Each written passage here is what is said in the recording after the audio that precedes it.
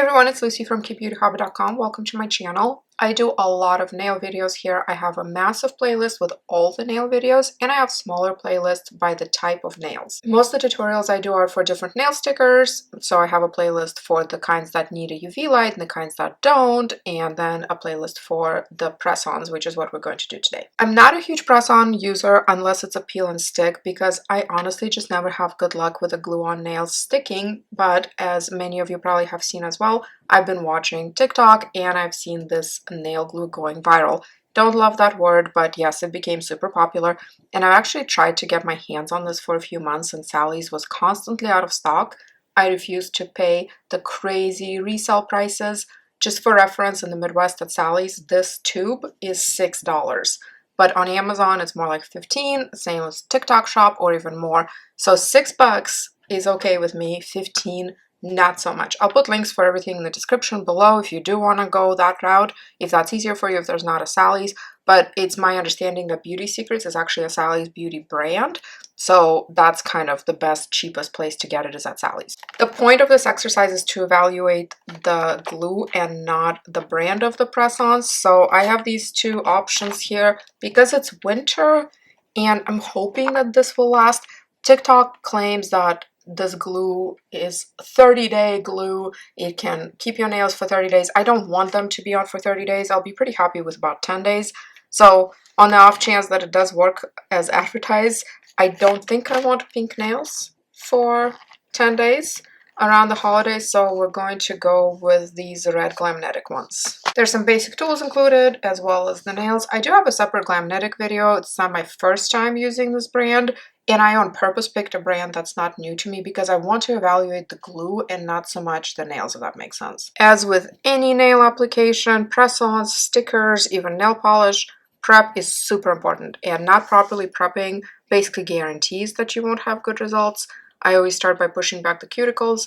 Well, sometimes I do remove them using something like Sally Hansen remover, and if you prefer that, go for it. But in this space where I'm filming, I don't have access to running water. The remover does need to be rinsed off, so I actually don't mind just doing the pushback method. Right now everything is a little bit dry, a little bit damaged. My nails are not in their best shape. And also I did an OPI tutorial a little while back, and OPI press-ons stained my nails black. I don't know why. The press-ons were black, but somehow they transferred their pigment onto my nails when I glued them on, and I probably could use acetone and stuff like that and try to get it off. I'm not that motivated, but I've had them off for a while now, and I had a set of stickers after them by Hey Hey and took those off, and it's weird that it still is black. So something to be aware of if you're planning on using OPI press-ons. Now that everything's pushed back, I will do one very light go with this little nail buffer thing just to rough it up a tiny bit. I don't want to create a lot of texture. My nails are already textured. Also, these areas where they're raised, everything around them is extra fragile. This raised area is actually most likely healthy nail thickness, and the areas next to it are like the thinner, less healthy nails. So by buffing everything to be one kind of level, you're actually making your healthy nail be the unhealthy thickness. This is not from nail stickers, don't worry about it. It's something else I have going on systemically. But to give this glue the best shot, I will just very, very lightly buff. Now, if you do want to buff your nails and you are a regular press-on user, make sure that you're not buffing the main part of your nail all the time, that every time you do a new set, you just buff very, very lightly, only the new growth, only at the cuticle. That's something that I learned from a nail tech here on YouTube. I'm doing this very, very lightly because I don't want to cause damage, and if my nails last a bit less than they would have otherwise, if I buffed everything very robustly, that's okay with me because I don't want to make my nails less healthy through this whole process. I always like to pick out my sizes before I degrease my nails because I'm going to be touching my nails, putting them on, kind of pressing down on them. I like to press down because I want the nail to spread. These are a little bit curved. They're not horribly curved, but they're curved. So I like to kind of put it down and push on it to make sure it's not too wide. And that's a lot of handling of the nail, so it's best to wait until after I pick all the sizes to actually degrease the nails. I lined up the nails by size in order of application here off screen. I did have to cut my natural nails. I didn't know if I would need to, but I did need to because these Glamnetic ones are an almond shape and my nails are so not. So when I was picking the sizes, my nails were sticking out on the sides. And I don't really want to shape my nails to be almond. I don't really care to keep the length because it's fairly damaged, so I just cut them off. All right, the glue. I have never used it. I just picked it up a couple of days ago. Surprisingly, Sally's had them in stock. Maybe the mad rush for these is over now, but it says that I have to push in the yellow button to puncture the nozzle, unscrew the outer cap, leave the yellow button in place, and then screw the cap back on when I'm done. This pin here, it does two things. First, yes, it punctures the tube, which is sealed in there right now. There we go. I heard it click. But also that pin goes back into the tube when you reseal it, and that basically is what keeps it from clogging. I'm a little bit afraid of getting glue on my table, so I'm going to use the little packaging from Glamnetic to open the glue over that. And then I'm using the alcohol pad that came with the nails. But I also just buy a box of these at Costco, the Curad brand, super inexpensively, just to keep on hand. Because some brands of nails, their pads are just so crappy. They're thin, or they're scratchy, or they're borderline dry. This one's okay. But Curad is a little bit cushier, plushier, very saturated. Some people do this with acetone, and I have really bad hand eczema. It's more or less under control right now, but it can flare up at any time, so the less irritating for me, the better. All right, I'm really afraid of getting stuff on my desk. I don't think that little plastic thing is going to do much, so I'm using some junk mail here. Sorry, Flo. Hope you're having a good day. All right, let's open that. I saw somebody post online. Oh, see what I mean? There's the glue. It's just dripping. Okay. I saw somebody post online that they glued the nail to their finger. Not to their fingernail, but to the skin. They glued it on there accidentally trying to place the nail. And that it took them 10 minutes to soak it in water or whatever to remove it. There's a big warning on the tube saying that the glue bonds instantly to the skin, to not use it anywhere near the eyes, to contact a doctor if you bond it to your eyeballs. So it's definitely strong glue. It sounds like, okay, I got the little nail. I know you're supposed to also put the glue on the nail. I know that on the fake nail. I'm not going to be able to do it nicely. I will get glue everywhere, so unfortunately this is just how I am, okay? If you can do it to both, to your fingernail and the fake nail, fine. What I do is I place it at an angle while pushing gently on the cuticle just to make sure that the nail is, you know, as close to the cuticle as possible. And then I hold it. These are more curved than my natural nails, so I plan on applying a good amount of pressure without moving my finger back and forth. There are two reasons why I'm not moving my thumb back and forth right now.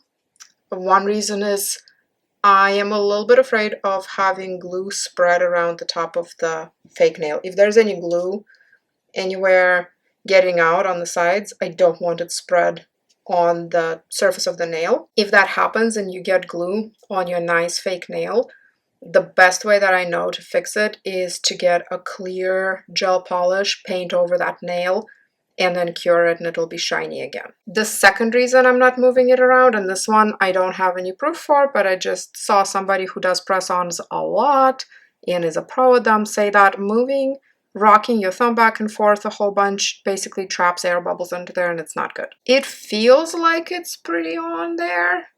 I'm hopeful, okay? I'm hopeful, and maybe Flo here will support me. All right, let's do one more together and then I'll finish them off camera. Because it's very difficult to apply nails while filming. I don't know why the bottom is like this. Like, am I supposed to be able to twist it to dispense more glue? If somebody knows, please tell me. Or do I just squeeze it? I know this is such not a smart question, but It is really, it just kind of poured out at first, but now, oh, there it is. Okay. I have a hard time keeping my camera in focus here. I apologize if it goes out of focus, but I will have to say that this little nozzle is a lot easier to use precisely than I thought it would be. I usually stick to brushes, like brush-on glues, but this actually is not bad at all. And I think part of why it's kind of comfortable to use is because the tube is nice and thick versus some of those tiny nail glue tubes that come with nails sometimes. And those are okay to keep like in your purse or something for like a pop-off, but this one, because it's nice and large, it's comfortable to hold and I can maintain more control with it versus the tiny ones. Here's the finished product. Well, almost finished. I glued them all on, obviously. The last part to do is to file off these little tabs. I have this problem, or maybe it's not a problem, but I see it as a problem. I have this issue with pretty much all the press-on brands. I think it's part of the manufacturing process where they go through the line attached to something larger, and then when they're cut off of that something larger, sometimes there's a little bit of a tab left behind right here. It's easy to fix. You just take a nail file to it. There's usually one included. I don't like the really short ones. They're not comfortable. I like these longer ones, so I use that. I will say as far as these tabs go, these ones aren't really bad at all. Much better than a lot of the other brands. Here it is close up.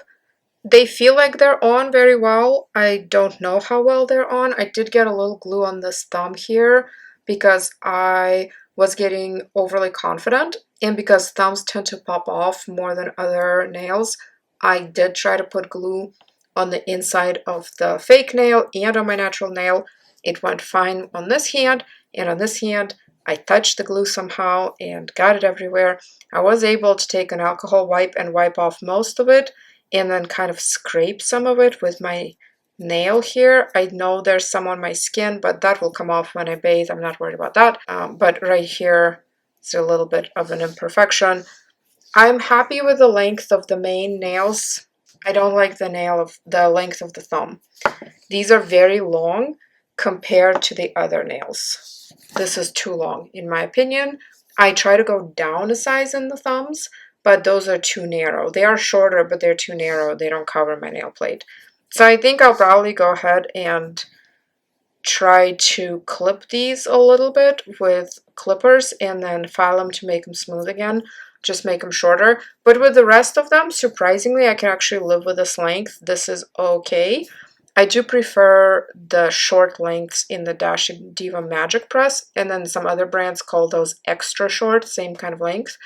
But these are just the short oval ones. I will be posting this video in a few days, so it won't be a full week or 2 weeks between this application and the posting of the video, just the way that my schedule worked out. But I am happy to update you how everything is going in the comments, and if I forget, please reach out, leave me a comment. I try to get back to everybody. Thank you so much for joining me today. I hope this video was useful or at least entertaining. You can find me on Instagram at KBeautyHobbit, my blog KBeautyHobbit.com, and in my private Facebook group Korean Beauty Fanatics. I hope to see you in my next video, and until then, I hope you're having a wonderful week. Thank you so much. Bye.